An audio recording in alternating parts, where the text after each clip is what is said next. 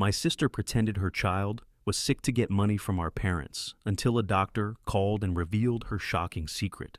My sister convinced our entire family that her child had a life-threatening illness, draining thousands from our parents and ripping our family apart.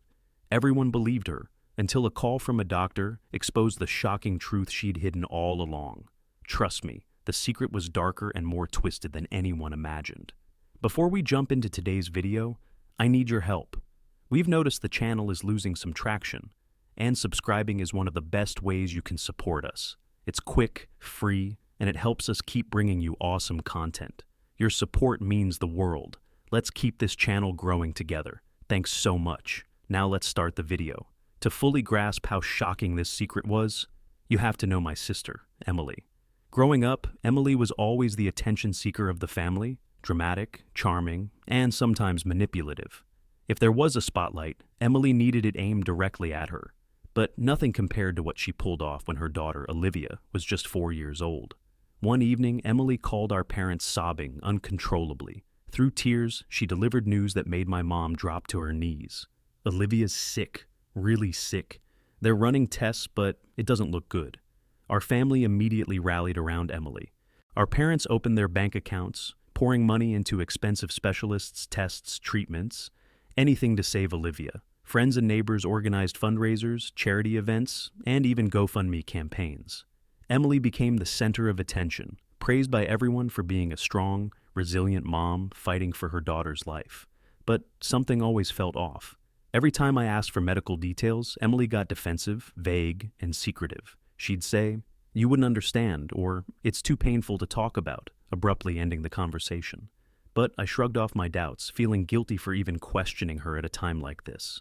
Months turned into a year, and Olivia still appeared perfectly healthy, but Emily insisted she was deteriorating rapidly. She posted heart-wrenching updates online, sharing Olivia's supposed pain and struggles. Donations kept flooding in, our family drained emotionally and financially, never questioning Emily's heartbreaking narrative. Then, one Tuesday afternoon, my phone rang. It was an unfamiliar number, and the voice on the other end introduced himself as Dr. Patterson. "Are you Olivia's aunt?" he asked firmly. Confused, I replied, "Yes.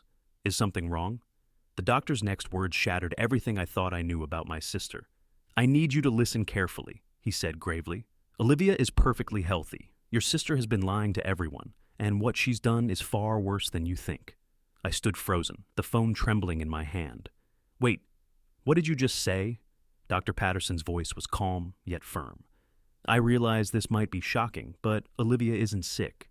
Your sister Emily brought her in multiple times claiming serious symptoms, but each test came back completely normal. When we confronted her, she became angry and disappeared. We suspected Munchausen syndrome by proxy and had to notify authorities." My stomach twisted into knots, and a wave of nausea washed over me. Munchausen syndrome by proxy. I'd only ever seen that on TV. Could Emily really be capable of something so horrifying? "Are you sure?" I asked weakly, desperate for any explanation that didn't involve Emily betraying us this deeply. "Unfortunately, yes," Dr. Patterson replied softly. "Emily used forged documents to deceive family, friends, and the community. Authorities have already been alerted. I'm contacting you directly because Olivia needs to be protected." I thanked him numbly and ended the call, collapsing onto the nearest chair. My mind raced through every conversation, every tearful plea Emily had made. Everything had been a lie, an elaborate, calculated deception. Anger surged through me, quickly followed by fear for Olivia. If Emily was capable of this, what else might she do? Before I could even process my next move, my mom burst into my apartment, panic etched onto her face. Emily called me, hysterical. "Child Protective Services are at her house right now. She's begging me to intervene. What's going on?" I hesitated, knowing this truth would devastate her. But the truth couldn't be hidden any longer. "Mom," I said, my voice shaking, "Emily lied. Olivia was never sick. She manipulated all of us." Her face paled and her legs buckled beneath her. "No, that's impossible," she whispered. "She wouldn't." "I just spoke with Olivia's doctor," I said softly, helping her sit down. "Emily's been faking it all along." Tears filled my mother's eyes. Why would she do something so cruel? I had no answer, just rage and confusion. Emily's deception had shattered our trust, stolen from our family, and hurt her own child in ways we couldn't fully understand yet. And just when I thought things couldn't possibly get worse, Emily showed up at my door, distraught, frantic, and ready to fight for her twisted story to the bitter end. Emily stood in my doorway, eyes swollen, mascara streaking her cheeks, looking like a complete mess. Normally, my heart would have broken seeing my sister like this, but now all I felt was cold anger. "You have to help me," she cried, her voice strained and desperate. "They're taking Olivia away." I stared at her, hardly believing she could still keep up the act. "Emily, stop," I said firmly. "I talked to Dr. Patterson. I know Olivia isn't sick. Everyone knows. It's over." Her expression shifted instantly, panic replaced by fury. "You don't understand. They're lying about me. I would never hurt Olivia." I shook my head, disgusted. "You already did hurt her. Maybe not physically, but emotionally, financially. You've drained Mom and Dad dry. You made our entire community believe Olivia was dying." She stepped closer, lowering her voice to a harsh whisper. "Do you think I wanted this? I needed help.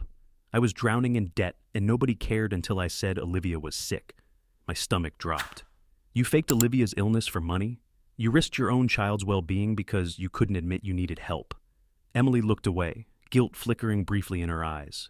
"It spiraled out of control. The attention, the money. I couldn't stop once I started. But I never meant for it to go this far." I stared at my sister, someone I'd trusted and loved my entire life, now a stranger consumed by selfishness and deception. "You have no idea how much damage you've done. Mom and Dad are heartbroken, Olivia's traumatized, and everyone who trusted you feels betrayed. Was it worth it?" Tears spilled down her face, genuine remorse finally breaking through. "I'm sorry. I'm so sorry. But please, help me fix this. Don't let them take Olivia. I'll do anything." A heavy silence filled the room as I considered her plea. Despite everything, the thought of Olivia being placed into foster care broke my heart. But could I really trust Emily again? Would helping her now only enable more lies? Before I could answer, there was another knock at the door, firm, authoritative. Child Protective Services had found Emily, and they were ready to take action. And suddenly, the decision about Olivia's future landed directly in my hands, forcing me to choose between loyalty to my sister and protecting my innocent niece. My heart raced as I opened the door to two social workers, their expressions calm but serious. Emily froze behind me, eyes wide in panic, while Olivia peeked cautiously around their legs, confused and scared. "Hello, ma'am," one worker began softly. "We're sorry for the interruption, but we need to take Olivia into temporary custody, for her safety." Emily pushed forward desperately. "No, you can't take her. Please, this is all a misunderstanding." The worker's voice was gentle but firm. "We have evidence suggesting Olivia's well-being is at risk. We must ensure her safety while this is investigated." Olivia reached out toward me, her innocent face breaking my heart. "Auntie, what's happening?" That moment shattered me. I kneeled, hugging her close. "It's going to be okay, sweetie," I whispered, fighting tears. "I promise." The social worker met my gaze sympathetically. "Is there another family member who can temporarily care for Olivia during the investigation?" "I'll do it," I said quickly, surprising even myself.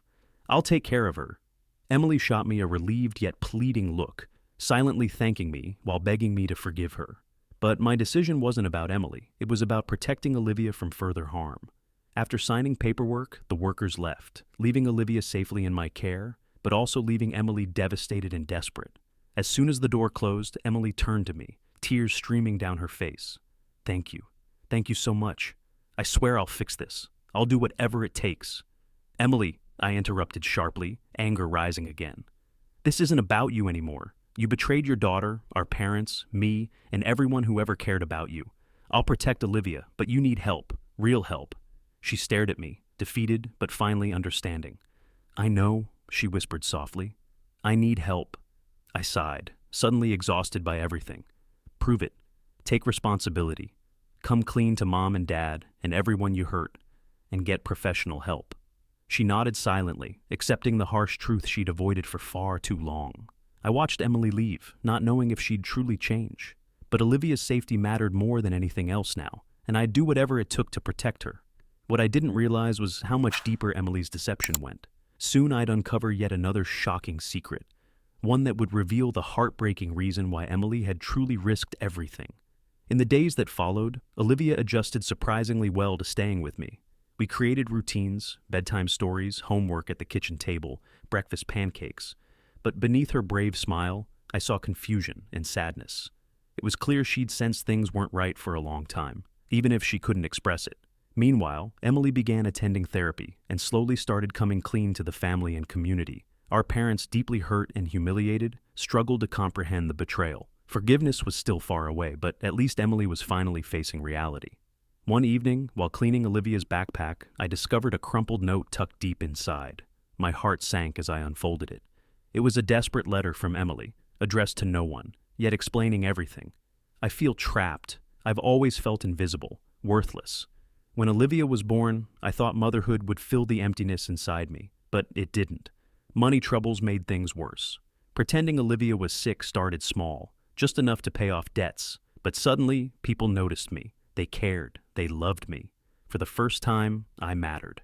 But it spiraled, and now I can't escape what I've done. My eyes filled with tears. Emily's twisted actions weren't simply greed. They were rooted in deep emotional pain she'd hidden from us for years. It didn't excuse what she'd done, but it explained a lot. When Emily visited Olivia that weekend, I confronted her gently with the letter. Her face drained of color as she realized I'd discovered her true motivation. "I never meant for you to read that," she whispered, ashamed. "Emily," I said softly, "why didn't you just talk to me? To any of us? You weren't alone." She broke down, sobbing openly. "I was so ashamed. You all seemed so perfect, successful, happy. I couldn't admit how broken I was." I hugged her tightly, anger replaced with sadness. "No one's perfect, Emily. We all have struggles, but you took it too far. Olivia deserved better." She nodded, grief-stricken. "I know. I've ruined everything." "Not everything," I said gently. "You can still fix this, but only if you're fully honest and committed to changing." She met my gaze with quiet determination. "I will, I promise, for Olivia." But just as I believed healing was finally within reach, another call came. This one from authorities.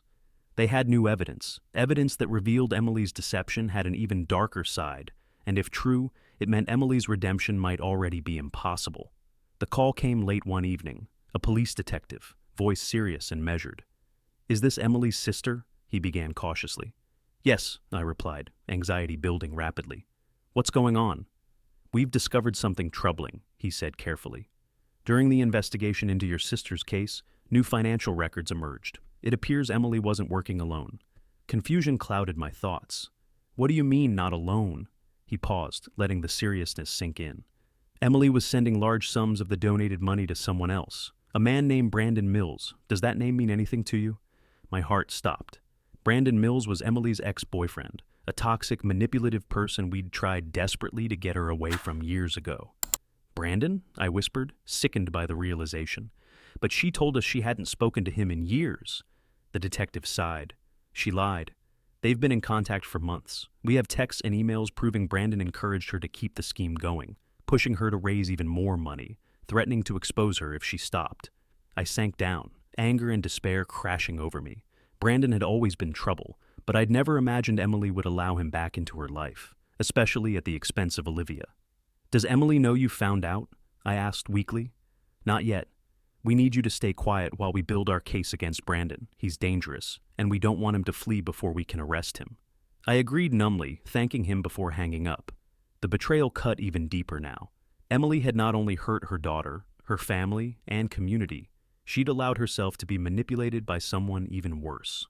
The next morning, Emily arrived at my home, unaware that I knew the darkest depths of her betrayal. I studied her closely, searching for any trace of the sister I once knew, the sister I'd loved deeply. "Are you okay?" she asked, sensing my tension. I struggled to remain calm. "Have you spoken to Brandon lately?" Her face drained completely of color. How do you know about Brandon?" "Emily," I whispered harshly, "the police know everything. Brandon's manipulation, your involvement, the money, it's all coming out."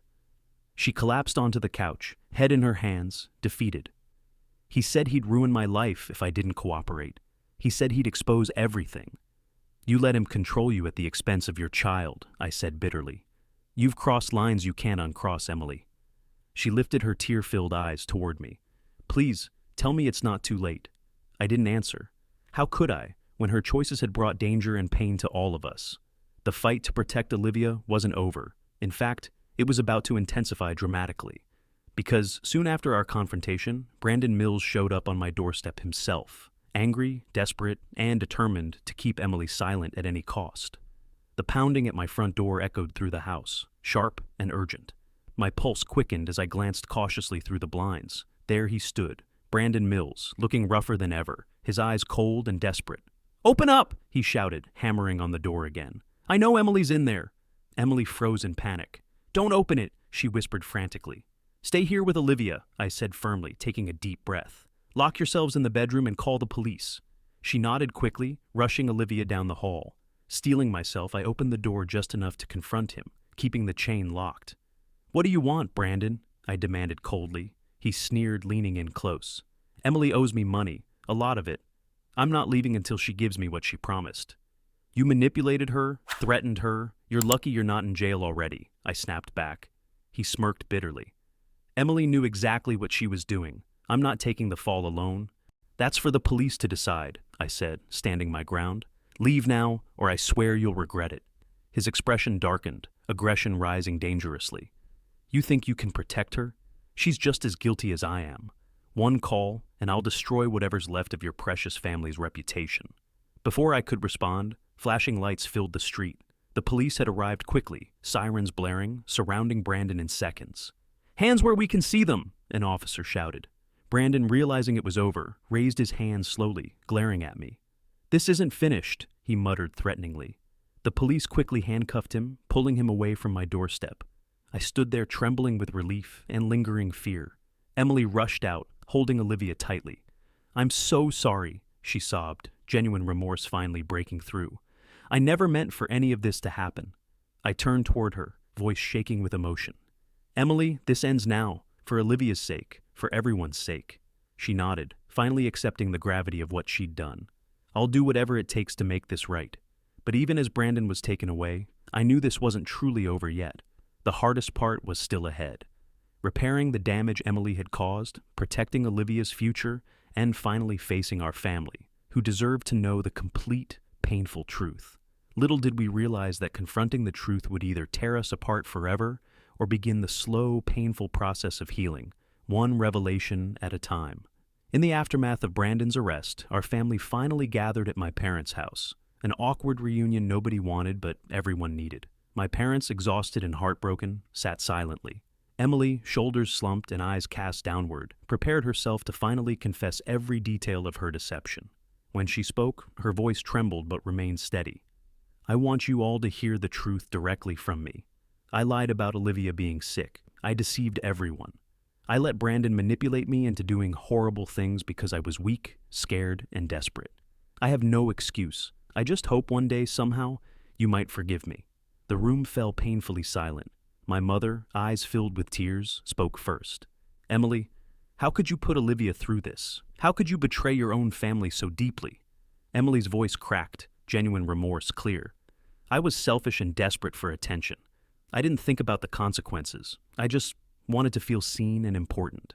I was wrong and I'm sorry." My father's voice was quiet but firm. "Sorry isn't enough, Emily. Trust is shattered. You've caused damage that won't be easily fixed." Emily nodded, accepting their anger without defense. "I understand, and I'll do whatever it takes to earn your trust again, even if it takes the rest of my life." As tension filled the room, Olivia suddenly spoke, her innocent voice cutting through the heaviness. "Mommy, are you still sick?" Emily's composure shattered completely. She knelt beside Olivia, hugging her tightly. "No, sweetie, Mommy was never sick, and neither were you.